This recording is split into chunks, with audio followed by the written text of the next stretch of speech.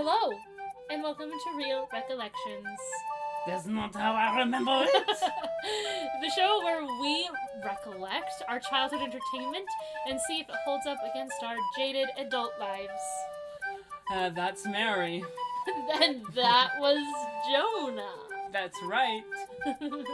Hey, you know, my nephew can say my name now. You can say Joe.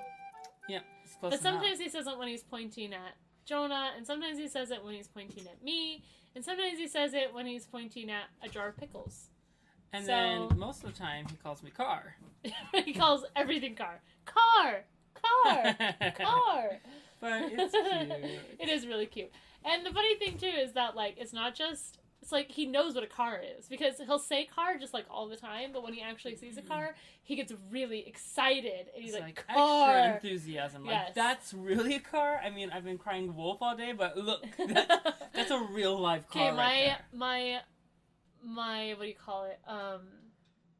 My theory, though, is that he's just always thinking about cars. So it's not like he's like, there's a car. He's just like, oh, cars. I love He's cars. like daydreaming Cars about are cars. great. Car. I wonder when I'll be in a car next. I wonder when I'll see a car next. And then when he sees a car, he's like, car! There's a car right there! It's so weird.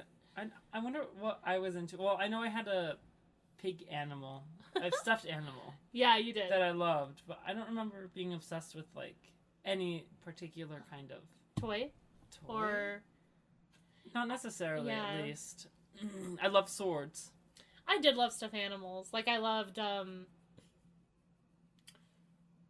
had a beanie elephant named Stuffy that I would carry with me everywhere. I'm pretty sure that Stuffy was the name. I think it was one of those that had, like, the little heart and it would, like, have a name on it. You know what I'm saying? Like Beanie Babies, Beanie kind of? Babies. I'm pretty sure it was a Beanie Baby. Yeah, but it had, like, a The Valentine. But, like, I would bring it everywhere. I would bring it to family prayer, and I would, like, fold its little arms, and Dad was like, the stuffed elephant doesn't need to be in the prayer. and Well, I everything." know I drew a family picture and I included my stuffed animal pig. Yep. So. Did you know that I lost... Well, I'm sure you do know this. I lost Stuffy at a Chuck E. Cheese. No! You did. I lost it at a Chuck E. Cheese. They told me not to bring it in, but I was like, where I go, Stuffy goes. And so I brought it in with me, and somewhere in between doing Dance Dance Revolution and Skee Ball, I lost him, and I couldn't find him anywhere, and Mary. I cried, and then Aaron wrote me a letter pretending to be Stuffy, and he said, like, hi Mary, this is Stuffy, and Aw, what a good brother. I've gone off to find my family, but I still love you, and someday I'll come back to see you, blah, blah, blah. And their plan was to go to the store the next day and, like, go get them, because they were, like, a mass-produced, like, Valentine's Day But stuffed then animal, They couldn't find but it had moved anymore. on to Easter. So I tried to replace him with Hopper, which was, like, this white bunny rabbit, It was never but the it same. was never the same. Hopper didn't Hopper hold a candle to Stuffy. No, he didn't. He didn't hold a candle to Stuffy. I loved that stuffed animal. And I don't think I had a place in my heart for another animal until, like, much later. Wow. I know. Yeah. But that's my stuffed animal story. Well, that's good to know. Yeah. Good thing we started over so we could get into the Aristocats faster. Wow, we're really on it. Aristocats, Mary. Aristocats. Don't mispronounce it. Actually, I think I've been mispronouncing aristocrats my entire life because of Aristocats. I never know, wait, is it Aristocats or Aristocrats? Aristocrats. I always have to Is think it a play before on I say words, it. or is that the name? And anyway, yeah. Jonah, what did you think of Aristocats when you were a child? When I was a child? Yes. When I was French and young. When you were young and French, yes. All those things. Oh, young and French sounds better than French and young. Yeah, it does. Young and French. What did I think? I thought Yes. I actually really loved this show when I was a kid. Yeah. I know so much about the plot. Yes. Ask me any question. Quiz me right now. What are the names of the child cats? Don't start with the hard ones. I know there's Marie, and there is Toby is the adult cat. Is it? Yes, we. Oh, no, O'Malley. O'Malley, the alley cat. O'Malley, the alley cat. Goldfish. I don't remember the other one's names either. You just They're said not- ask me any question. They're not important. Forget that ever happened. I'm actually a very big fan. I remember really watching Aristocats all the time. I don't know if that's accurate, but I feel like we watched it all the time, and I was like, okay. Like, it didn't bother me to watch it again. Well, this was probably my first exposure to opera. Really? Yeah. Because the they grandmother play listens to it? habanera. Bum, bum, bum, bum, bum, bum, bum, bum. I have to say, when I watched Carmen, I was like, how do I know every piece of music in this opera? Because we got into opera late, right? It was Aristocats. Aristocats helped, and of course, like, commercials and things. Now that I know opera, I hear it everywhere. But, like, until you know where the opera's from, you just, like, hear these disconnected melodies. But, yeah. When I watched Carmen, I bet you anyone, almost, could go watch Carmen and be like... Carmen? Carmen? And they would understand almost all of the... I mean, they would hear melodies that they'd heard before. Alright. Well, Jonah offends all of France. Just every single person in France. He just won't stop until it's acknowledged, Jonah. Stop. This is someone who knows how to actually sing in French well. Doing a really bad... Stop. Oh my gosh. Alright. Pourquoi me réveiller? Just saying things from your songs now. There you go. Song titles. No, okay, so I always thought that the scene at the beginning when they're having the music lesson is very charming. Yes. I'm sure that's what you thought when you were 8. You're like, this is so charming. How charming. How charming. Now you're a British child. How charming. And then the two old people dance together. That was fun. To habanera. And they're both like super intense. And I can't really remember how the cats get on the street. And then they meet O'Malley. Mm-hmm. And I swear he has the same voice as Blue, but I'm sure that's not true. That's what I was thinking too. I was like, when I remember when we were watching Jungle Book, I was like, is this the same guy who did Baloo? I'm sure it's not. I'm sure it's not, but I we guess haven't we'll done the find research out. yet. Yeah. Anywho, my favorite scene. Yes. Ready for this? I'm ready. Jonah's favorite scene is the... Okay. It's a thing now. I just made it a thing. Is... Ruth's like, you will not speak into the microphone. Is the scene where they're in the river and O'Malley's like really struggling and then the geese save them and they're like, bottoms up, ladies! Bottoms up! And they're like always laughing. I remember like the soundtrack.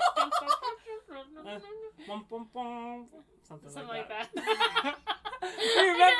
We remember everything. We're clear as a bell.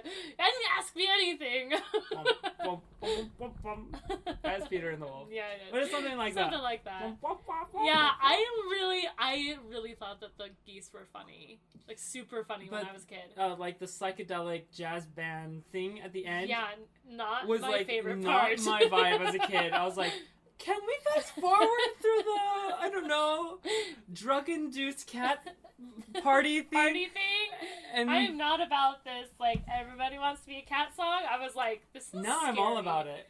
Like, the song, at least. Yeah. Everybody wants to be a cat. It's a grooving time. But all I remember from that song is that, like, there's a lot of crazy Siamese, a lot of like, colors, with big eyes. and you're like, oh my gosh. And then at the end, I'm pretty sure it's the cat with black fur. He goes, oh, yeah. when he puts his hand on his paw and he's looking out the window. Yeah. You remember that? No. No? Sorry, it's not what I remember. I remember a lot about, like, there's the dog that is always running into the villain of the story.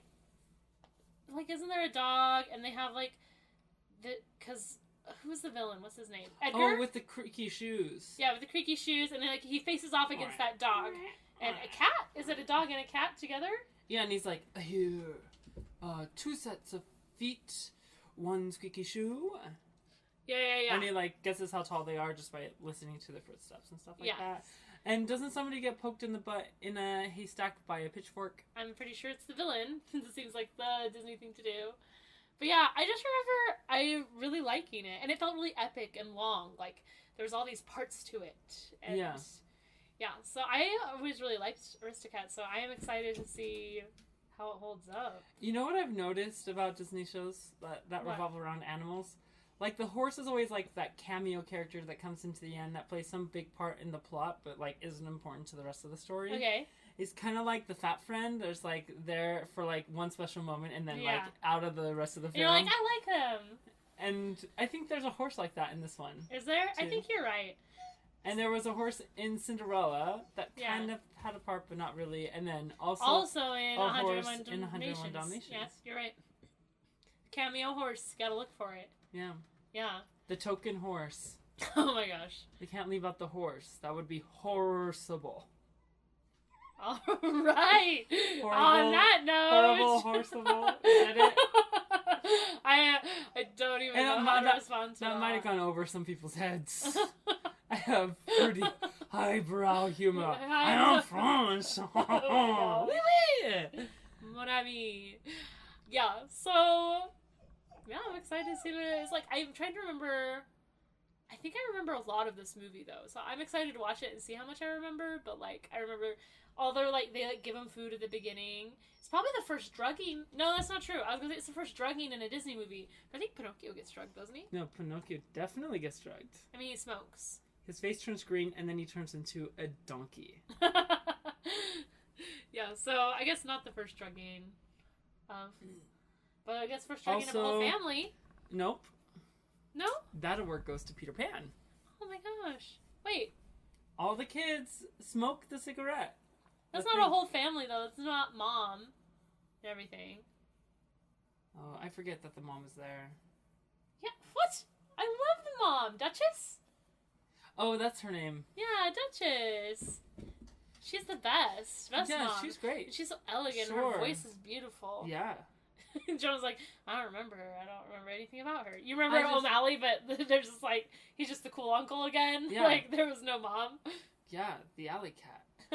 Well, he gets a song. Duchess doesn't have a song. Like, my name is Duchess. I'm as lovely as a cat. But she sings in a lot of the songs, though. Doesn't she sing in the Do Mi, So Mi, that one? And then she also sings in, what do you call it? I think she sings in Everybody Wants to Be a Cat, but I'm not sure. I know she dances. She's an interesting character. But yeah. So whatever you're saying. So, shall we watch it? Yeah, let's watch it. Let's go watch it. And while we go watch it, we'll go ahead and remind you about it with our plot in a pinch. What a smooth transition. I'm like, this is happening while I'm saying it. Well, Sam, why don't you go ahead and cue the cameras? Roll the camera, Sam. Who is Sam? Who knows?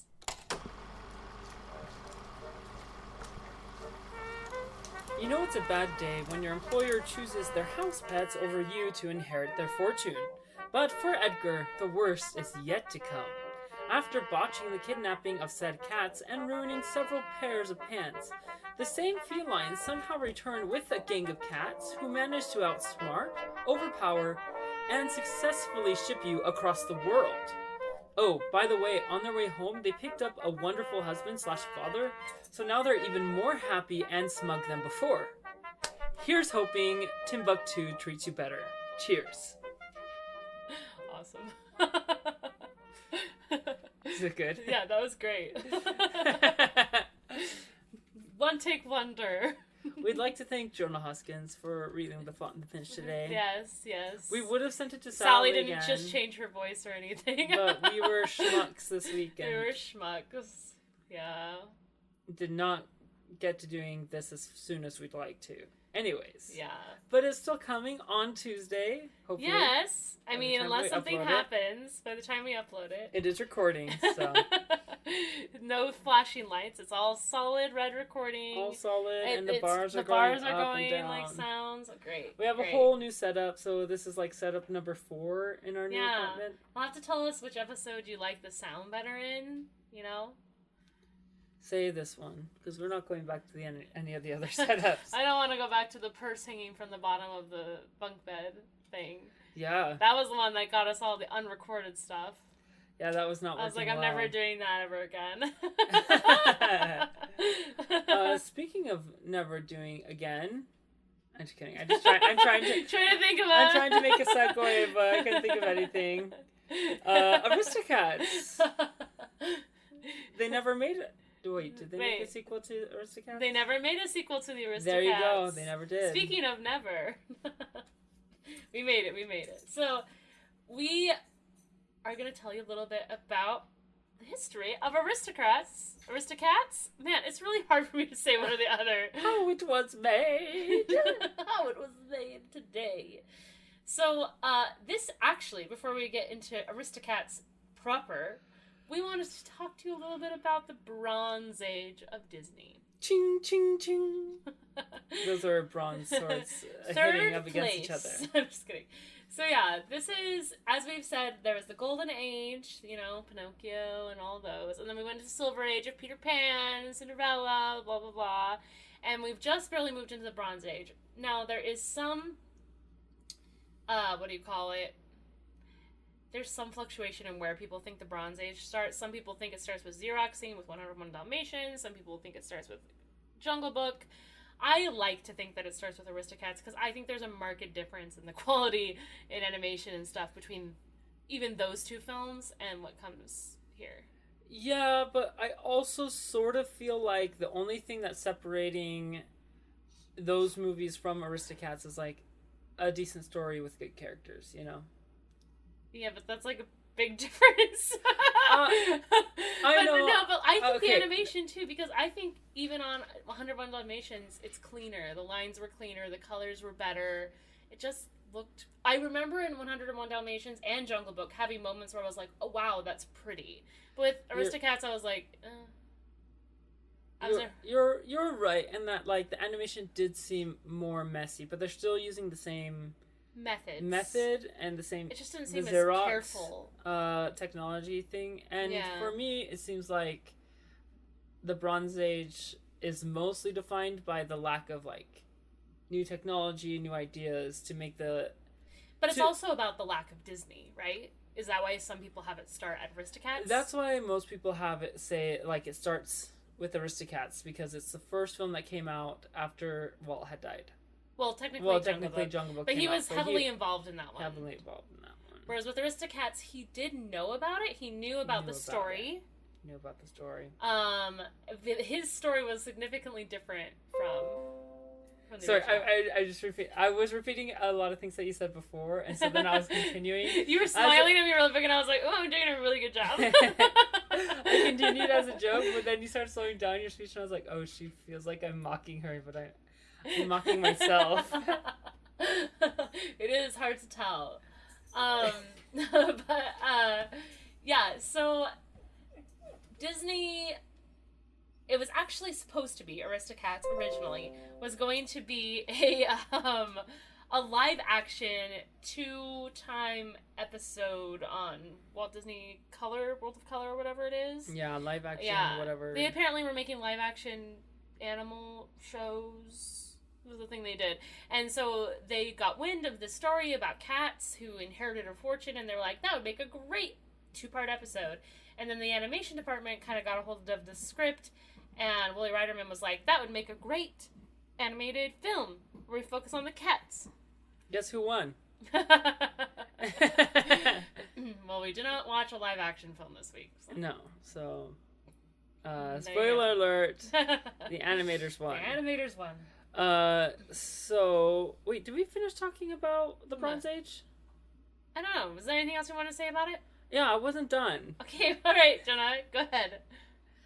The Bronze Age, well, it depends on who you talk to, but most people say it started with 1970 with Aristocats, and it doesn't end until Little Mermaid. Yep. Which is when they started really incorporating the computer animation, and it was a lot prettier, and the story was better. Musicals. And that was the beginning of the Renaissance, or some people call it the Second Golden Age, but I like the Renaissance better. Yeah, I like Renaissance. Plus, and the Bronze Age is also called the Dark Ages as well, which makes the Renaissance also an appropriate name for that. Right. Because in history, wasn't it Dark Ages, medieval time period into Renaissance? Yeah. And I also find that, like, the Dark Ages, they seem to be where, I don't know, some of the more stereotypical Disney things start happening, like how they always do shows about animals and things like that. Yeah, I can see that. People make fun of Disney for that a lot, but like Walt Disney himself was not, like, the films that he was a part of, they varied a lot. Some were about humans, some were about animals, and the stories were actually quite different from each other. I think that the stories in the Dark Age are ironically also darker. Yeah, they are. I don't know if it's the Xeroxing that makes them feel a little bit less, like, shiny and pretty and, like, magical. I guess that's what I mean. They're not magical. Some of them are. Like, Winnie the Pooh is magical. Do you think it's because of Walt's death, and he was always, like, he really didn't care about anything except for the heart. He's like, where's the heart of the film? Like, almost annoyingly so, like, but where's the heart, you know? Yeah, he's like, every laugh must have a tear. What's his thing? Yeah. Do I think that made them go the other direction? Is that what you're saying? Yeah, do you think, like, that's why they seem darker, or, like, they don't seem to have that Disney flair? I don't know. It is not that... I mean, I actually like quite a few of the films in the Dark Ages. We'll get into that as we go through all the films. But I think that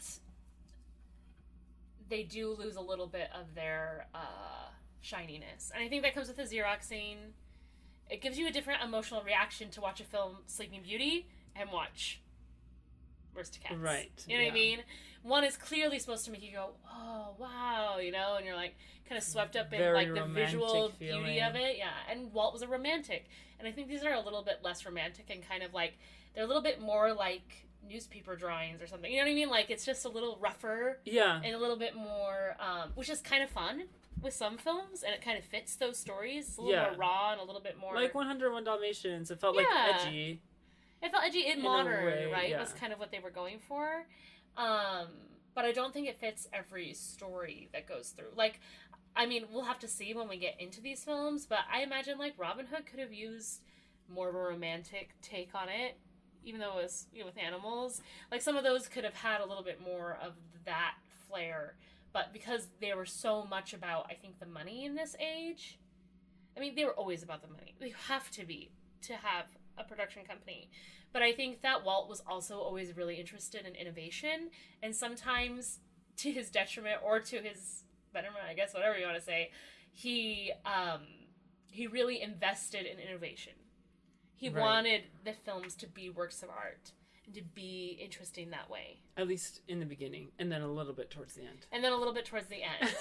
Yeah, because I think he got interested in, like, Disneyland and I stuff. thought it was kind of interesting because, I mean, I had read the articles about the different ages and how, like, oh, Disney dying made all the difference. But also, Disney was, like, not a big part of the studio for a lot of the films. Yeah. Like, pretty much after Cinderella. No, he was involved in Sleeping Beauty, though. I thought the ones that he was really hands-off on were like Sword in the Stone and 101 Dalmatians. And 101 Dalmatians. But those ones all sort of kind of had that feel that I feel like the Bronze Age has. Didn't we also say in Cinderella that he was way more hands-off? But he picked the voice actress and everything for that one. Remember? I guess you're right. You know, he was really hands-on. I felt like he was hands-on for Japan and all of those. Maybe it does make a difference. My point is that they hadn't just lost Walt, but they had also lost a lot of animators, and they were working on getting new animators in.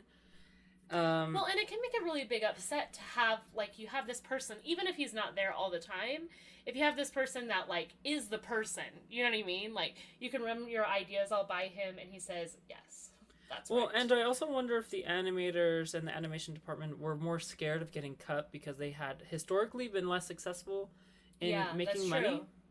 So it would make sense, like, oh, now Walt's gone. He was, like, the big animation guy. Like, he's like, we can't lose the animation. Yeah, that's what I started with. Now his brother is in charge, right? Isn't he? His brother and also, like, his grandsons. Yeah, now they're in charge. Yeah. And they were, at least his brother was more in charge of the business side. And it was always like, what are you going to do about this animation department? It spends so much money and it doesn't make enough. And so I bet there was also a thing like, we have to make money. Yeah. Otherwise, we will be cut. There probably was a little bit more panic, right? Of, like, because in the past, it'd been, like, kind of film by film. But, like, Walt was always greenlighting the next film, even if that film before Right. hadn't made money. Yeah, and I know that, like, Walt dying was also super it impacted them a lot as well. It's kind of like Dumbledore. He didn't really do anything to help them. Near the end, yeah. Oh, yeah. Well, he did do, like, little things to help them here and there. Yeah. Kind of make all the difference. But really, when you think about what he did, it's like, he didn't do that much, but he dies, and it's like, oh my gosh, it's over. It feels different, yeah. It's like, it's over now. It's the beginning of the end of the world. It's true, because, like, Dumbledore, it's like, how many fights did Dumbledore actually win throughout the series? It was, like, one at the end of book 5. He has to keep going to all these children to do all of his dirty work. It's like, what? But yeah, that's a good analogy. But yeah, so it just felt different. You had a good analogy, too. What was that about? I was talking about something different. I think something later. Okay. Yeah. But it'll come back, I'm sure, when we're talking about it. Yeah. Anyways. Anyway, but that's kind of what makes the Dark Age / Bronze Age. That's how they market. That's how they talk about it. There's not a lot of technology. They're just trying to, like, get films out. And I feel like Aristocats is one of the ones that they, like, try to just, like, get out. Well, it took them a long time to put out, didn't it? Hasn't it been several years since Jungle Book? Let's see. When did Jungle Book come out? Because this one came out in 70. We're waiting for your response, actually. Yeah. Can you please text in... When did it come out, guys? No one? Come on. You know this. We just talked about it last week. 1967. It wasn't that long ago. 3 years. Yeah, but they were coming out. Wasn't that kind of like normal release time? I think it's also still a little bit long. What was one before Jungle Book? I do think they came out with the Winnie the Pooh short. In between. But that's not a full-length feature film. Yeah. Anyways. But you get the feeling that they wanted to get them out quickly. It was time. They said that specifically because as I was starting to go into before we went back to the Bronze Age. Sorry. It's okay. I think this is a good segue. So Walt, when he saw the original story for Aristocats for the animated feature, when they decided we want it to be an animated feature, they wanted it to revolve a little bit more around the cats. And the story, as Walt saw it, was where the heart of the story was actually the mom cat, Duchess. She's taking her kittens around and, like, trying to find homes for them that are, like, conducive to their skill set. This is what it said online. So I'm like, this is Mary's imagination of it is like, oh, well, Marie sings, so let's find her, you know what I mean? Like, finding them almost like finishing school houses, homes that are good for them and warm and welcoming and also develop their talents. Since she knows that, I guess, her madam is going to die. And then the whole Edgar stealing them away, trying to get rid of them, was going to be like a comic side plot instead. Which is interesting. I'm not sure if it would work better, because you would have to, like, see it all plotted out. You know what I mean? But the point was that Walt wanted it to have a little bit more of a mushy, heartfelt feeling to it. Yeah, like that. Do you have something a little to bit say, more Ruth? mushy. Yeah, Just heartfelt. like that, Ruth. That's right. So yeah. But Wooly Riderman, as we've said, he was kind of I kind of see him as kind of like a man's man. He was a military guy, you know what I mean? He animated all the fight scenes in all these films. And I think he just, from what we read, he wasn't that interested in doing kind of this mushy story that they had come up with. And he was more interested in kind of a action adventure comedy, you know what I mean? And so that's what they ended up cutting a bunch of the songs that the Sherman Brothers did, etc., to make it kind of more of that story. Yeah. Yeah, for better or worse. Yeah, and the Sherman Brothers felt kind of gypped after this film. They also were told that it sounded too French, and so they got somebody else to write Everybody Wants to Be a Cat. Yeah, that's why that song's in instead of whatever the song they were... I think it was like something, the jazz or something like that. Yeah. Yeah. And I don't think they were, like, super upset, but also Walt was gone. I know they were really close to Walt Disney. Yeah. And so they actually left the studio shortly after doing this film. They didn't seem to leave with, like, lots of hard feelings, but they seemed like they were kind of like, yeah, the creative juices just weren't going. Because it seemed like probably because with Walt, they felt like they could really discuss things with him, is what I'm guessing. Here, And then- in this department, I cannot be an artist. But, like, when they were one-on-one, he felt like... I mean, when it was them and this, like... They said it was, like, a council of people that decided on the songs.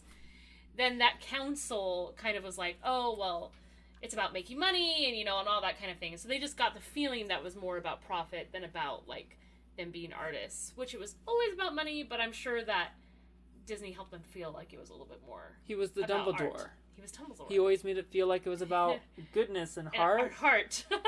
And then Yes. afterwards you learn that he actually wasn't that great of a guy. There you go. Walt Disney. Wow, this gets like a better and better I know. analogy. It's a really good analogy.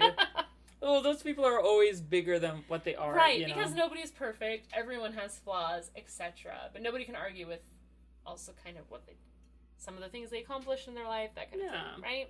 Yeah. But that's Whoa, Ruth, that was super loud. I don't know if there's some sort of energy we put up when we do these podcasts, but Hey. Ruth, like, literally slept. When I said her name, she looked at me like, what? Ruth, lay down. I was sleeping all day. I mean, we say it every time, but it's always true. She's like chilling. We start recording. They don't believe us. They're like, I They don't don't believe us, but it's true. It's a real thing. Anyways, there are some pretty good facts about things you should know about the Aristocats. It is There wasn't based... like a narrative storyline that they gave us, so we're just gonna kind of give you the points, the kind of like top hits. Most of ours, honestly, come from a site called Oh My Disney. Oh my! And from our books, but most of the facts we found in our books are on this list. On this list as well. So there you go. So, first thing you should know is that the Aristocats is actually based on a real family of cats. What family of cats? Who knows? We looked and we looked and we looked and we could not find the If thing. you know what family of cats Aristocats is based on, please send us It's an also email. supposedly simultaneously based on a picture book. Yeah, it's like some children's book that was probably had real facts in it that were interesting, and one of them was that there was a Honestly, it family sounds of like cats. they don't have their facts I'm like, straight. I'm not sure if this cat family ever existed. However, looking on the internet, there are a lot of rich cats out there. Yeah. We found a lot of... I was actually getting more and more depressed by how many animals are richer than I am. And not just like a little bit rich, like millions of dollars Super more rich. rich than I am. What are they going to do with that money? None of it's going to charity. Some of mine would go to charity. Come on. Yeah, of course. The charity of Mary. All right. I'm just kidding. Also, Scat Cat was supposed to be voiced by Louis Armstrong. He even wanted to do it, but then he got sick and he couldn't do it. I know, which is sad. That's the Jazzy Cat, by the way. Yeah, From I feel like actually that might have made the scene work. I don't know. I don't know. It just feels like Louis Armstrong could make any scene work because he's just wonderful. Amazing. He just lifts everything up another 10%. Yeah. Also, originally in the script, another fact for you, there was going to be 4 kittens. So they have Berlioz, Toulouse, right? And Marie. Mm-hmm. They were also going to have Waterloo, which seems out of place, I have to say. In the Maybe names, Waterloo likes to swim. Well, Waterloo is in France, right? Yeah. I'm having a moment. I feel feel like I they should don't know have because I French tried to names. read that chapter in Les Mis about the battle in Waterloo, but I don't. Anyway, point is they were gonna have a 4th kitten, but then Disney and a variety of other people were like, "That's too many kittens. 3 kittens is enough." They're getting So there you enough, go. and I think they're right. There were a lot of characters in this. There movie. were a lot of characters. If they Which maybe makes it made hard. the family more important, maybe but Yeah. they didn't really. Okay. So the barks for Napoleon Lafayette were recycled, as well as like so much animation. So much. I swear, only half of that scene was like original animation, and then the other half was recycled from the scene. Like, Yes. did you not think we were going to remember from 5 seconds earlier when you showed us the exact same thing? Yeah, they showed so much similar stuff. Also, so the main song that plays during the credits, it's actually one of my favorite songs of the whole film. I love that one. I know. It's, how do you say his name? Maurice Chevalier. Chevalier. Yeah? I think. Chevalier. He was a French singer, and he was retired actually at the time, but the Sherman Brothers really wanted him to sing the title song, the Aristocats, that part. It's really fun. Yeah. So they put a little demo track for him together of him mimicking a French accent. Maurice. Yeah. Sent it to him, and he came out of retirement to do it, which is really cool. Yeah, I think that's awesome. That's reason enough. They say happily. To listen to it. They say happily, yeah. I mean, it's a great song, and he did a great job with it. It's fun to listen to him. Of course, if you didn't notice just by watching it, O'Malley may seem familiar because it's Phil Harris playing Phil Harris in it's the like Tom Aristocats. Cruise, or what are some of the other actors that just like always play themselves? I'm trying to think. I can't think of his name. From what? From Star Wars. Oh, Harrison dang Ford. it, Harrison Ford. I don't know why Hans was coming to my name, and I was like, that's not his name. Oh, Han, because that's the character. The character. Yeah, his Hans. character name is Han Solo. Han Solo. Wow, we're having a moment. His character name We're is gonna get there. Hans Christian Andersen. Hans Christian Andersen. Yeah. Harrison Ford always kind of plays himself, but it's always fun and it's always great. Right. Yeah. Sure. Whoa, excuse me. We'll have this argument later. I'm just kidding. Eve Gabor played. Eva Gabor. I always mess up her name, but she did the voice of Duchess. And Pat Buttram, who did the voice of Napoleon, were actually co-stars on another TV show. Greenacres. Yeah. Yeah. While they were making the Aristocats. That's gotta be fun. You're like both in a TV show together, and you're in a Disney animated film. You must feel like you really made it during that year. I know. They're like, what I mean? oh, what like, it's kind of like having like a dream job and like your day job at the same time. So Edgar originally, this was a story change as well from the original story. Edgar was originally going to have a partner in crime. It was going to be a maid named Elvira. Who had a big time crush on him. Yes. There's a whole YouTube video of an alternate opening of Aristocats, which has this different Edgar and Elvira. And when Edgar learns that they're going to get the fortune, he doesn't want to share it with Elvira, so he immediately tries to woo her so that they can get married, and then technically, I guess, he'll have all the money, but also Elvira will be there with all the money too. I guess he just figures that he'll make all the decisions. I think so. That's a little misogynistic. Whatever, like, if I marry her, then I'll get all the money. I think at that time it did work like that, though. Yeah, I guess so. Or at least maybe he figured he'd have more of a say in it, right? Rather than, like, splitting it up 50-50. I have to say that Elvira, even though she supposedly is partner in crime, seemed like a really, seemed nice. From the pictures, she seemed kind of ditzy, so I feel like she was maybe like, oh, yeah, that's a good idea. I don't know. Yeah. I could see her being that villain, though, that, like, she goes along with it, but then at the end, like, she ends up okay. You know what I mean? Honestly, it seemed a little convoluted to me. It's like, he has to get rid of her and the kittens. It just seems like a lot to accomplish in a movie, especially when they're supposed to be, like, the side story. Well, and also they're adding more characters. I mean, unless they didn't have as many side characters before in that script. So I get the changes that they made. I don't see it working that well, because they're like, we wanted it to be more about the cats, and also add another character who would be, yeah, he also has to get married to her, and also with her get rid of the cats. But it's all about the cats. Like, whenever they're like, oh, we wanted it to be more about the cats, they always talk more about Edgar. Well, I will say, though, that crime duos, for some reason, are funnier than one criminal. Maybe it's because, like, at least if they have a partner in crime, like, you feel a little less bad for them when things go wrong. You're like, at least they have a friend. Also, they can talk to someone rather than, like, monologuing to themselves all the time. Or to the horse, like Edgar does all the time. Like, oh. I know, I feel a little bad for Edgar. He thinks that horse is his best friend, but she hates him. She hates his guts. You know what? I was actually surprised in how much we had to add on each point, I was too, yeah. We had some good information for you guys. Wow, we do such a good job with history. Can we just pat ourselves on the back we're just here? doing super well. But the fun does not end No! yet. So Phil Harris, who we love, right? He's a fun guy, but he also yeah, good one. I've never heard that one before.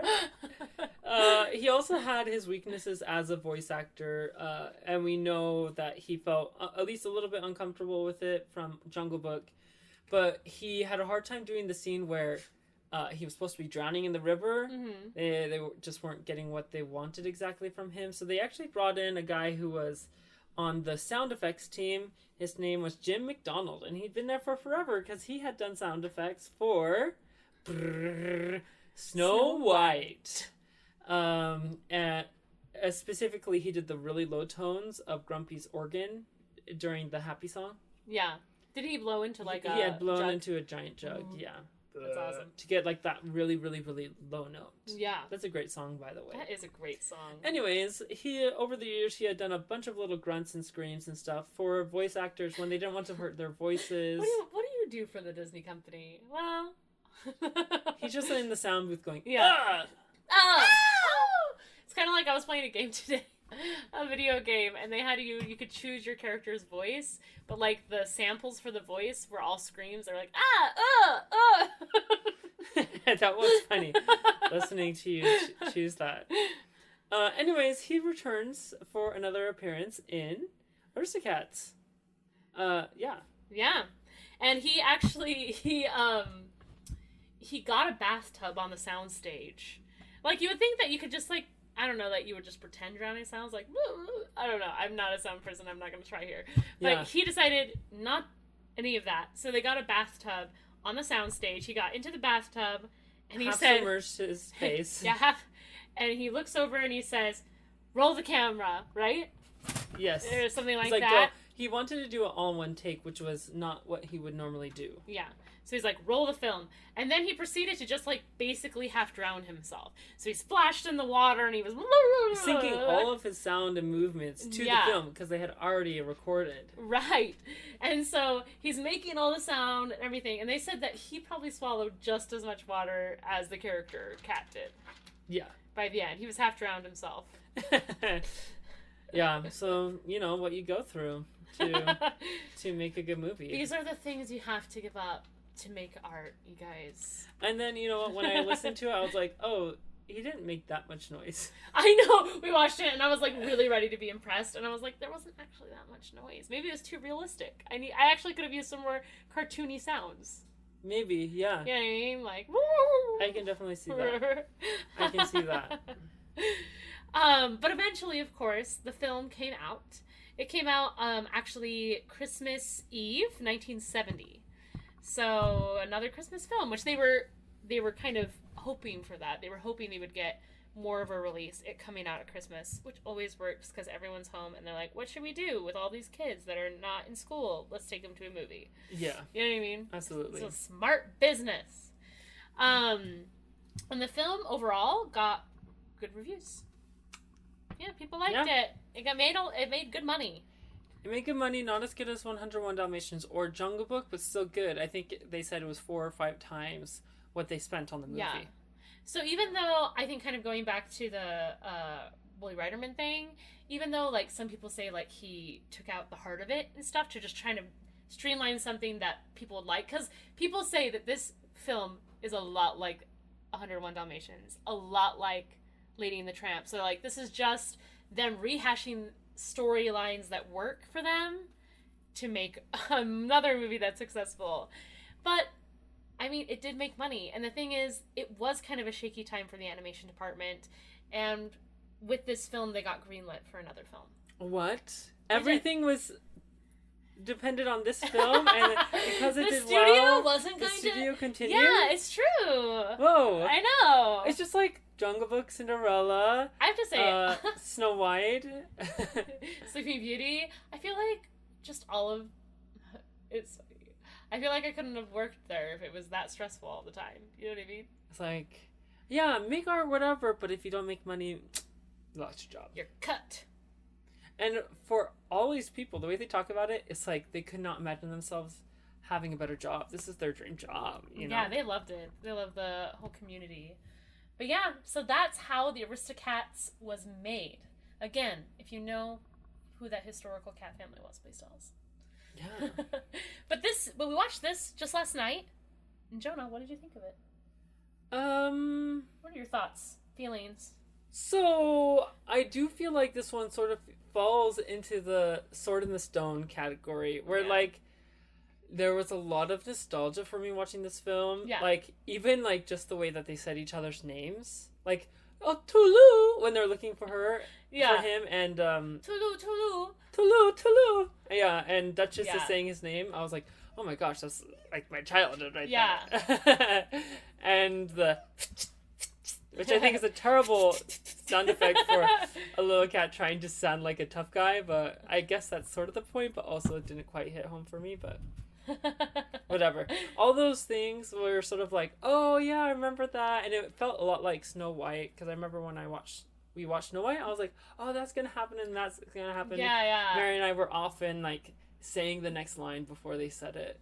Yeah, we knew a lot of this film, but I have to say, I was a little disappointed myself. I feel like Disney films always, even if they're bad, they always start off good. That's true. I like the whole beginning with, like, the do me, so me. But even that, like, for me, when I started to be like, oh no, was the scene with, what's her name? The Madame, though. I don't know her name, but not Duchess, but the human. Madame, whatever.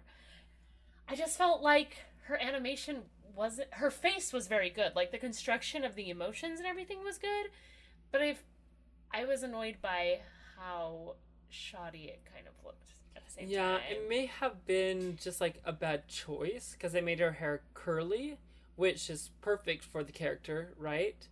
Like, remember Madame Tremaine? Her hair is big and poofy, but it's also, like, straight hair. Yeah, maybe. That's, like, tucked in back behind. It just reminded me a bit of, like, a Madeline book, which, I mean, there's nothing wrong with that per se. It's just that I'm used to in these, like, the animation's so good. You know what I mean? And not necessarily detailed, but kind of like they say, where it's, like, it's not realistic, but, like, it works.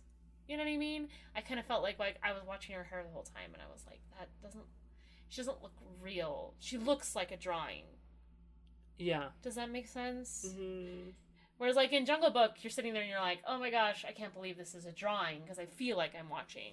You know what I mean? Right. Something happening. I don't know. It just kept distracting me. I do feel and, like there was more construction lines. It seemed less clean. I agree. Yeah. I agree, but I do feel like it really depended on the scene and the character. I agree. And I will say that it was a lot, the humans were bothering me. I mostly noticed it with her first scarf and then her hair. Yeah. But even I thought the lawyer, too, was very scratchy. Kind of to a fun degree. I have to say, that is one of my favorite scenes. Oh, yeah, I love the like, lawyer. Comedy gold. We couldn't find anything about, like, the A-Team, you know, how they were like, and then Thomas Lossman did this, and Willie Reiterman animated this. Yeah. But I bet Thomas Lossman did that scene. You think so? Well, he was known for that sort of... Or, like, Ollie. Because he was really good with, like, expressions and stuff. No. Thomas Lossman was more for slapstick. That's true. Comedy. That still had, like... And that scene with, like, the stairs and everything. Yeah.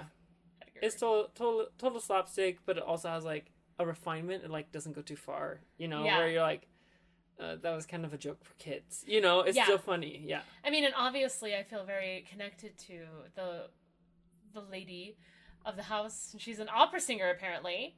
I know, and I feel like they actually did a really good job, like, sort of getting that culture in a little bit, like, very supportive of the arts. Like, she lets her cats throw paint on everything. Yeah, she's, like, both very, like, proper, but also very, like, free-spirited in a way that I feel like is very true to the singers that I know, right? Where they're disciplined and they learn how to, like, do all these special things with their voice and learn the techniques and learn the languages.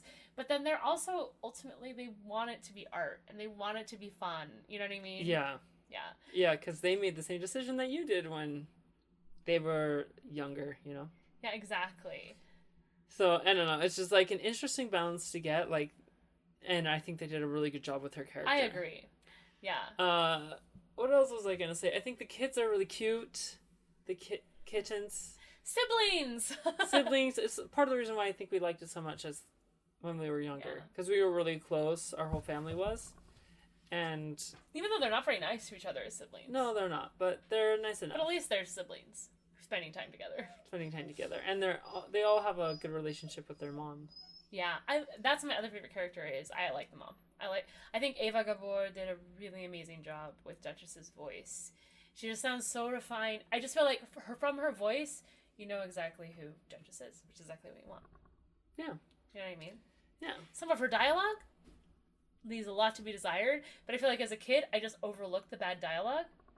Partly because I was a kid, but also because, like, her voice is just so good. I'm like, yeah, that's a mom who cares about her kids, but is also refined and awesome, like my cool mom. You know what I mean? Yeah. Yeah. I also have to say that the milk that Edgar makes for the cats looks amazing. And I want to drink that every day of my life. I know. Well, and apparently it tastes good enough that they don't notice the tons of sleeping pills in them. Like, literally enough to kill you. I know. It was like, that's a lot of sleeping pills. It was a scary scene. Yep. But yeah, I feel like I overlooked some of the bad dialogue. Which, by the way, there is some very bad dialogue. This just in a couple places where I was like, that's painful. Like when they're having that love scene, which I always remember really tenderly from my childhood. Like when the cats are up on the roof after the very, very scary "everybody wants to be a cat" scene. They're up on the roof. It's beautiful, and they're falling in love. And Duchess says to O'Malley, she's like, the kittens just need a sort of a, kind of a... Oh, no, wait. Is it O'Malley who says it? That's O'Malley who says it. That's why it also feels weird. He's like, I think the kids need a sort of a father. I don't know. It was just really awkward and forward and just out of the blue. And I was like, I don't like that. Yeah. The scene. I do feel like partially, like... I did notice... The animation was good in that scene, though. I did notice that you did not, when you were listing your favorite characters, you did not list O'Malley. No. So I think we are somewhat agreed in that O'Malley's character didn't totally work, and I do think it's maybe partially Phil Harris's fault. I mean, they're writing a lot on just his character to be, like him himself, to be good enough to, like, kind of pull his whole thing, but... I think putting him in this, like, cat love role, he probably felt even more uncomfortable than with Baloo, who's like this, you know, toughen up kid, kind of boxer bear. Yeah, and he was kind of a louse about, you know, like, he was lazy, and I don't know, there's something really lovable about Baloo that makes sense. And so I think the mistake they made was not necessarily hiring Phil Harris. I don't think that was necessarily a mistake. Well, if they had better He did a good enough job, and if they had better dialogue, I'm sure it would have worked. But also, the reason why Jungle Book works so well is because Walt really thought, like, oh, who's going to be perfect for this character? What person is going to come in and bring life into this character? Yeah. And I felt like for Aristocats, they were like, ooh, Phil Harris did really good on the last job. Let's make a character for him. Yeah, let's put him in this next film, too. And then the film after that. Yeah, I know. And I just feel like they missed a lot of opportunities with Aristocats, specifically because of their whole thing where they're like, oh, it's too French. And I was like, why couldn't O'Malley have also been French, but in a more, like, bohemian way? You know what I mean? Like, right, because that feels more... his kind of awkward poetry reading slam sessions. About himself. O'Malley, alley cat. Right, and then maybe he's, like, snapping afterwards, you know, or, like... I don't know, yeah. And, well, when he's also talking about her, he talks very poetically, which feels super clunky with Phil Harris, but if it was a French suitor, you know? Or something, yeah. Oh, your eyes, they are like sapphires. They Yeah. sparkle in the night. And I feel like there's, like, the biggest thing, and I always think that this is a mark of a movie that's not quite right, is when the characters aren't really different at the end. Yeah, they're all the same. They're all the same. Like, the thing is, Phil Harris, in my mind, from what I remembered as a kid, for some reason I thought he didn't necessarily want to be their dad. or want to be part of their life. But there's only like 1 second where he doesn't want to be, where he's like, okay, here, I put you in the truck and you're good. Which is like totally normal thing to do. Yeah, exactly. You're like hitting on a girl and then you realize, oh, she has a She whole has 3 family. kittens. Like, oh, I'm not sure if I want to get involved with all of that, right? But it more seemed like he was looking for an excuse to get involved more than anything. Right. Like, at first he just wanted to help them. Like, I think he felt bad about leaving them just on the side of the street. Yeah. But he also never seemed totally opposed. Not that he had to have been opposed to it, and not even that he had to be the one to change. No, but that would have been a bit of character that they could have changed easily. You know what I mean? Or maybe the Aristocats are too haughty and they're too demanding and they need to be taught to be more... Like, if they had made it more of a focus that, like, they can't survive out in the wild, and maybe O'Malley's, like, their, you know, wilderness survival guy, counselor, and he whatever. learns and they learn about each other and to ultimately like find common ground. That would have been a totally different movie, but also they maybe would have grown. It also is super stereotypical. I know, I just described a super stereotypical movie, but we're just freeballing here, you know? But I feel like it is important for characters to have some sort of change. Not every character has to have one, but I feel like what is the message of Aristocats? Like, Edgar has the Don't biggest be greedy. change, like a good butler that then becomes green with envy and wants to kill a bunch of cats. And wants money. No, doesn't even want to kill them. I have to say, I have never had more sympathy for a villain than Edgar. Because I'm like, he doesn't even kill them. He takes them out to a very nice countryside. That's true. You know what I mean? And technically he drops them by accident where he does. But it seemed like he was headed... He didn't kill them or give them Maybe poison. he was taking them to another He could have given them poison and whatever, but I like to imagine they was taking them to some farm to live out their lives like normal cats. I don't know. And on the way, he gets attacked by 2 crazy dogs that apparently attack everyone on wheels that comes by. Terrible, terrible dogs. Terrible dogs! Which actually were only supposed to be in the movie once, but then apparently they watched the first scene and they're like, oh, that's really good. I really like how we kept reusing the same animation over and over again. Let's do have that for another a whole scene. other scene. I mean, there's a couple parts of that are funny, but I felt it was really long and pointless. Yeah.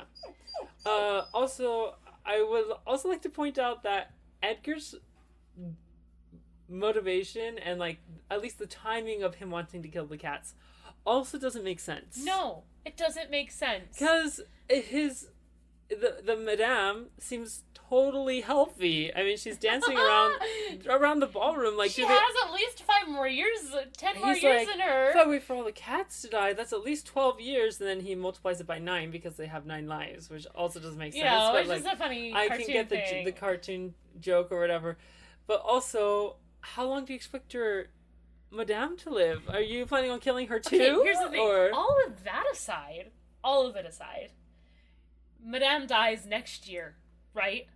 Worst thing happens. The cats inherit the fortune. Guess what? Cats don't have debit cards. They can't, like, go out and spend the money. Guess who spends the money for the cats? Edgar. Obviously. Somebody has to spend the money for the cats. So you're taking care of the cats. You buy yourself some nice salmon as well. The cats wanted me to buy it. The cats wanted this house. You should buy something nice for yourself, so I went and I bought something She had another nice. litter of kittens. I bought a bigger house. You know what I mean? Like, it just doesn't make sense. He wasn't thinking it through. And also, he's a British butler in France, which is fine. Everyone's British. But, like, it just feels like they lost an opportunity. The most French part was the opening with Maurice Cavalier. Yeah. But I felt like the rest, they really could have dug into 1910 France. What a fun time period. What a cool thing. You know what I mean? I know. Well, they should have watched Ratatouille. And my number 1 cut it scene is, I just hate Everybody Wants to Be a Cat. Okay, so I actually like that song pretty okay. Yeah, I that mean, song's pretty minus good. the As long as I don't have to offensive watch stereotypes. it. Oh my gosh. Yes. But I like the song pretty okay. And actually, in the songbook that I have, They've cut it out of the soundtrack now. Oh, have they? Yeah, so I'm sure they cut it out of the books too. The stereotypes bit. Yeah, they cut that out. Anyways, it's just like a really weird psychedelic thing, and they always talk about Disney. Even like while we were watching stuff and reading stuff for this particular film, they're like, oh, we always want to have a song that something's happening in, and almost every single song you can point out like almost nothing's happening in. Yes. So like everybody wants to be a cat. What's happening? I guess there's a party happening, but why? The characters aren't progressing. The story's not progressing. They just found a place to stay for the night, and then I guess they have a wild time, and they're like, "Wow, that was crazy." And then the next day we go home. You know. That's why I'm saying, like, if they had that stereotypical storyline we had, maybe it could have made sense, because it's like, oh well, they learned that, you know, you can have fun in other ways than they know how to have fun. You know what I mean? And things like that. Right. I actually don't like the way that's going, because it makes it seem like, oh, all these people who like classical music and art, I kind of hate that too. are like, oh, now they're being exposed to jazz and newer popular I like music. it when it goes both ways. And myself. finally, they understand what real good music is. You know. I hate that too. I like it when it's both ways though, like where they both appreciate the other way too. Yeah. It seldom happens, but yeah, that whole song. When I was a kid, it kind of... Well, I was bored. Usually I was like, can we skip Everybody Wants to Be a Cat, because it goes on. And it does that thing where it almost fades out, and I hate fade-out songs. You know what I mean? Everybody! And they literally destroy the house, and I'm just like, I just wasn't in it. But Clearly I'm not a partier. Party people either. I'm also not a party person, I do like the one scene where, like, the piano's, like, falling... See, that used to freak me out as a kid. Of the house. I kind of like that scene. But, other than that, like... It's a fun image, but I don't like know. Too much. It's too much energy for me, I guess. I don't know why I don't like it. I didn't know I hated it so much because until the I started Sherman talking Brothers about didn't write it. Because they brought in some other songwriters to do it. Actually, like you said, I don't necessarily mind the song until about halfway through, and then I'm like, okay, I'm done with this song. Like... Don't need it. I like kind of the beginning with the like kind of more jazzy slow bit, like everybody wants to be a cat.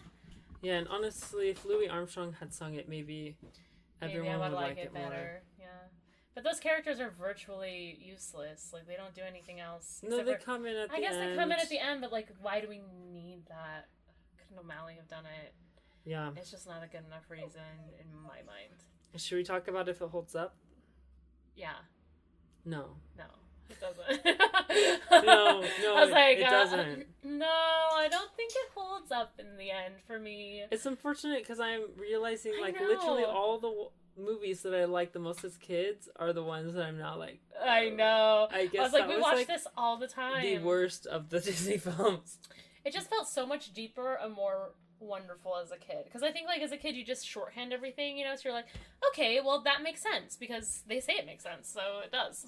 Well, and also O'Malley's like that really cool uncle or aunt that you always want to be really good friends with, and he's like really good friends with the cats, and you're like, oh, I want to have, you know, that really cool. I get that, and the kittens are so cute. You know what I mean? Like they're fun kittens. Yeah. For me as a kid, it checked all the boxes. It's a cartoon. It has children in it. Some music and those comedy. Geese. And then I was pretty much, all set. I know. I remember really loving the dogs when I was a kid. Like the scenes wait, with the dogs. We have to talk about the geese. I know. I was realizing that. I was like, how have we gone through this whole thing without talking about my favorite part? I love the geese. I still love the geese. They're hilarious. Are they pointless? Probably. Yeah. Do I love them? Yeah, they are. Yeah. They could have easily been cut. Like, O'Malley could have just gotten out of the water. You know what I mean? Yeah. And then they could have walked back to Paris. Or Duchess could have saved him. But they're hilarious, so I'm glad that they added them. Same. But also, it's like... I just love how giggly they are and how, like, bossy they are. And I don't know. I just feel like I know the human counterparts to those geese. You know what I mean? Yeah, They're taking a walking tour through... I love the fact that they're, like, two British geese taking a walking tour through France. Like, it just feels very... Jane Austen, you know, or something. But it's weird that they're a character, but like O'Malley, the American in France, is not a character. And then or also all of the fact that they're American... children, one has a British accent, and the other two are basically American accents. And you know, we are not. The accent thing apparently was not a big thing for. For Disney at the time. I was like, they're really important apparently when they're making a stereotype, but then they're not important I know. for characters But that are you're from right. that I country. love the way that the geese move. I think they're hilarious. I love them so much. Yeah, and I like the drunk uncle too. I like to imagine that the drunk Uncle Goose, he has all his tail feathers are gone. I like to imagine that he was once a seagull in Neverland. You know, and they shaved his tail off. Yeah. You know, I bet he has dreams about that. Like, or their great uncle night- was that guy, and now this is. at night he has like night terrors about being in Neverland and having to deal with pirates who had hooks for hands and Right, exactly. Yeah, and shaved his butt. You know, and I love the whole like he got basted in wine, which is why he's drunk. I know, I love that too. I just think it's really funny. Anyways, so was it a fun movie? Yes, sort of like in the same way that Sword in the Stone was. But like, I would never watch it again. Yeah, but ultimately, Unless I was watching it with a kid. I wouldn't really want to watch it again. Unless I was watching it with a kid and they were laughing, because that's the antidote to everything. And you're like, I don't care if this is a horrible movie. My little cousin is laughing at it, and that's enough. You know? But yeah. So that's kind of where I landed on Aristocats. It surprised me by being not as good as I thought it was. Yeah, unfortunately. Oh, man. Well, that's the risk you run, you know, in these kind of things. That's why we do it, so that I'm just kidding. So not everyone has to. I know. We can tell you what holds up, you guys. Hey, thanks for listening. Yeah. Love you guys. Wow, I thought Jonah was going to jump in a lot faster, so I was like... This is the time in the podcast where I get really close to the mic and I say, like and subscribe to us and keep listening and send us emails to realrecollectionspodcast@gmail.com. That's real, spelled R-E-E-L. Yep. Yep. And you can also like and subscribe on Facebook, etc. And we love you guys. Have a wonderful week. Yeah, you too. Au revoir, right? Au revoir. Au revoir. Arrivederci. That's Italian. Yeah, he says it in a bunch of different languages. Arrivederci. Au revoir. See you later. Ciao. And all that jazz.